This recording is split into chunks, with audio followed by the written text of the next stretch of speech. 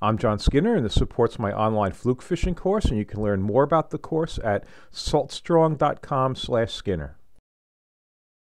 And I'll have links to all of the gear in the description of the video. So fluke fishing has been tough in my local waters this spring. Not sure why, but it is what it is. And you know what?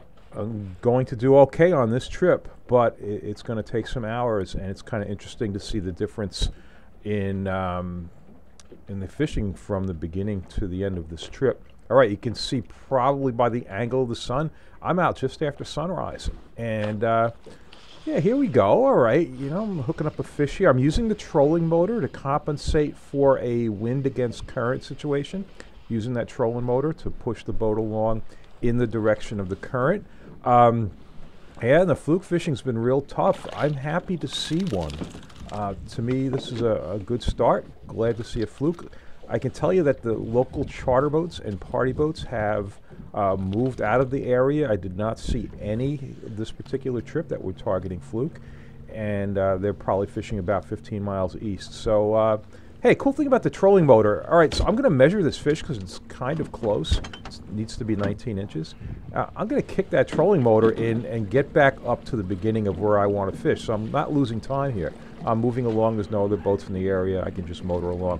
That's a Berkeley measurer. I really like it because I can push the nose up tight against that metal bar because you need to measure these with the mouth closed. And it was just a little bit short. But yeah, the motor is moving me along quite nicely, and I'm getting set back up again.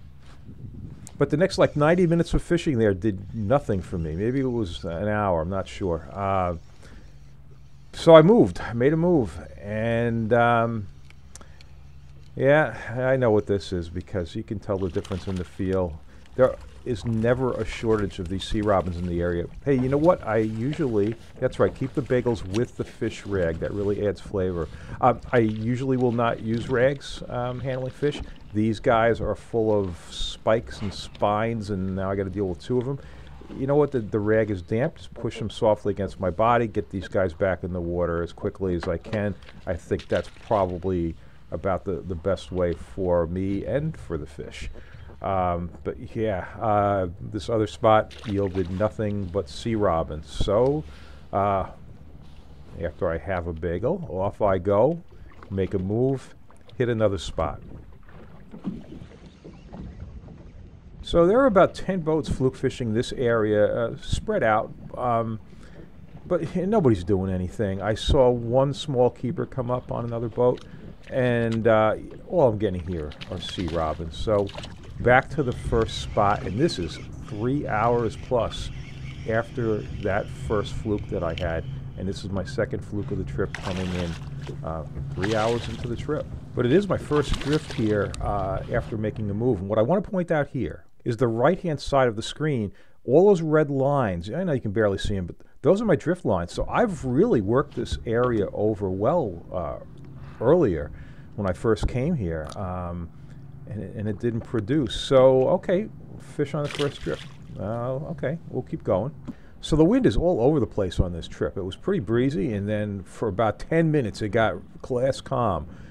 And now it's picked back up, and it's going to continue to increase. I do have the current direction and the wind direction going the same way. So I don't need the trolling motor, but there's enough of a breeze that I've got that drift sock out. You can see that line is tight, so it is slowing me down, allowing me to stay at 2 ounces for now. And this is the first drift after that short fluke that you saw. And right off I know, hey, I actually got my first keeper. Hey, you're going to see me mess up here. You know, I know the boat always looks disorganized. It's not for me. I know where everything is. The exception is that damn gulp thing I've got by my foot. I've not been using that until recently, and it's not usually there. Now it's in my way, and it's going to be a little awkward for me to get to the net. It's not a big deal. But you know what? These little things add up. All right, so I've got to do that, which is lousy. You know what? Mistakes lead to mistakes. So the second mistake is that net mesh was not ready. I'm lucky I didn't lose that. Because, yeah, that's a pretty good one. That's definitely a meal for 2 people. So, hey, I just got dinner. Pretty pleased about that. All right, so this is kind of encouraging. So what's the difference now? Well, When I first came out, I had the early part of incoming current. Now I have the later part of incoming current. And a funny thing about this particular area is that on the later part of incoming, you get like a back eddy where the water direction is going opposite of the current in the general area. Is that making a difference? Not sure, but two fish and two drifts. We'll see. So if it looks like I'm favoring that purple reel this season, that's because I am. I like it.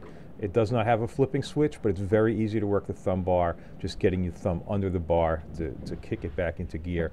The line, you know what? My line of choice this season is Berkeley X9.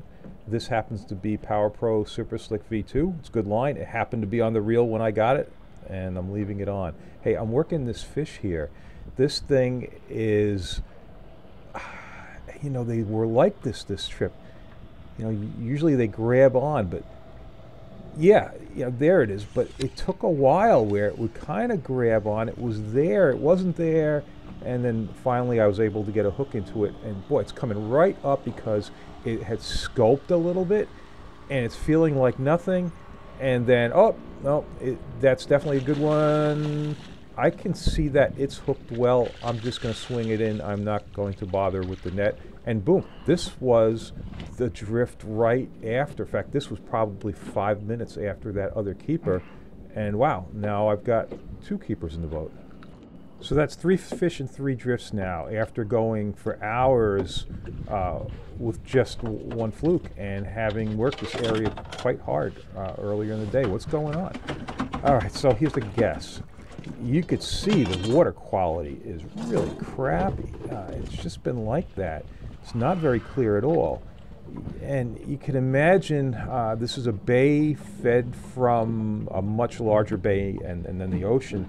So perhaps later on the incoming current, maybe the water has gotten a little clearer. I don't know. I'm only guessing. I've seen this happen in South Shore bays. These are bays behind a barrier island where when you've got later in the incoming current, that water gets clearer. All right, so I'm bleeding these guys out. That other one was just put in. They're going to die real quick. Get the blood out. The fillets are going to be excellent. And those things will go on ice very quickly. So there were no boats in the area when I started. That is changing. So that's going to complicate setting up my drifts a little bit. But it is what it is. This fish is going to be so, look at this. This is so similar to the previous fish where it's there. You feel like you can hook it, but not quite. Look at that. If you've watched the underwater video, these fish will follow and follow and follow. And I really believe that's what's going on here because the action isn't anywhere near fast pace where I think these are different fish hitting it. I think this is one fish that's just following behind, grabbing on. And I'm just going to stay with it. So the water clarity is so poor, you wonder how they can follow. You know what? These bucktails do have rattles inside them. Does that help? I don't know. I certainly don't think it can hurt. And in a situation like this, I bet it does help. They need to track that offering somehow. And this one sure is. And these little pauses I'm making, it's not to give the fish time. It's basically to feel whether it's on there and I'm ready for a hook set.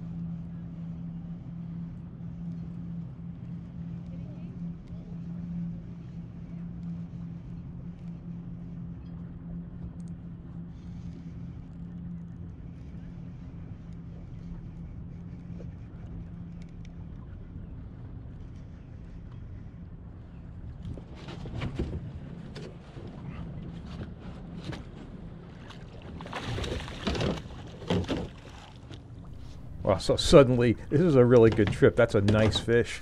Yeah, I got to tell you, a couple hours into this trip, I was almost ready to go home. And now I'm quite glad that I stuck it out. And it just shows that how the bite can change, yeah, given a little bit of time. And you know what? That's the cool thing about, I think, any kind of fishing, especially where you have tidal influences.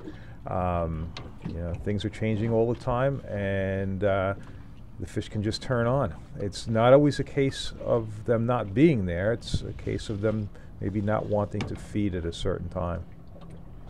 So people often wonder about colors, and I certainly do. I can tell you that white seems to be working better in this bay situation, but the orange definitely has been outproducing in the ocean off of Montauk. That's clear. I don't see an advantage so far this season with the orange in the bay waters. Not sure why. I think this is about an hour and 15 minutes after I got back to this spot. So I never would have believed I'd be fishing for a limit. Here we go.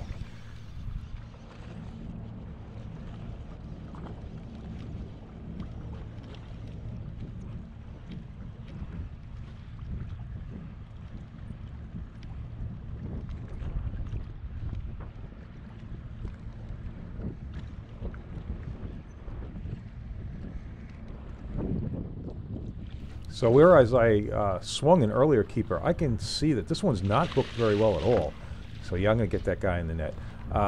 Yep, the limit's 4 at 19 inches, so there's my 4th, and I get to be on my way. Okay, I would encourage you to check out my Fluke or Summer Flounder fishing course at saltstrong.com/Skinner. And if you like these videos, please subscribe.